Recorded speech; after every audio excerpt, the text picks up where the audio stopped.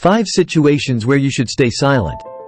Number 1. When your judgment is clouded.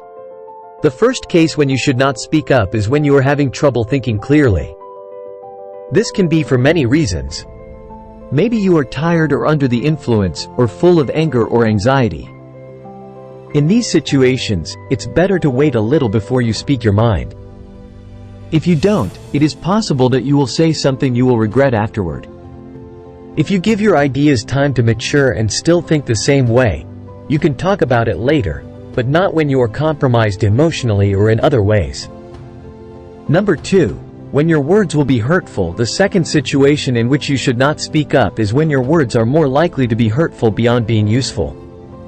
Sure, there are situations when others need to hear the truth, harsh as it may be, but these situations are rarer than we think. Consider whether the words you want to speak are going to be useful or if you are acting to hurt the other person. Number 3. When your opinion doesn't matter.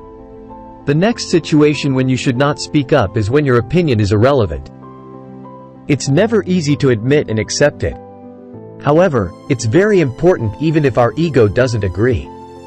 When you don't know enough about a situation or other people are experts, or when your opinion has no impact on others, it's often better to stay silent just because it's the wisest thing to do. Silence is the best answer to someone who doesn't value your words. Number 4. When you don't have enough evidence. Sure, in some situations we are free to speculate and speak up even if we don't have evidence. However, this is not always true when we are talking about something that will likely have a big impact on another person, for instance on their physical and mental well-being. We should not offer information that is not certain. Hearsay might be fine in some contexts, but if our hearsay can sway a big decision, it's best not to speak. Say, for instance, that a person is considering whether to use a medication that might help them.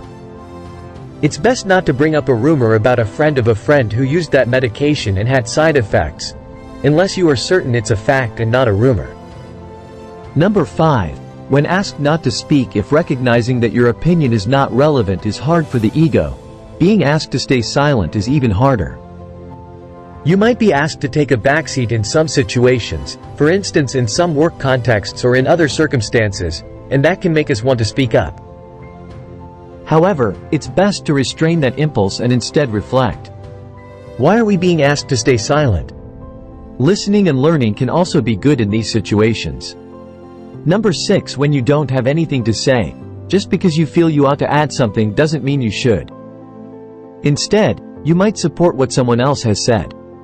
It can feel awkward saying that you don't have something to add, but it is usually better than speaking for the sake of speaking.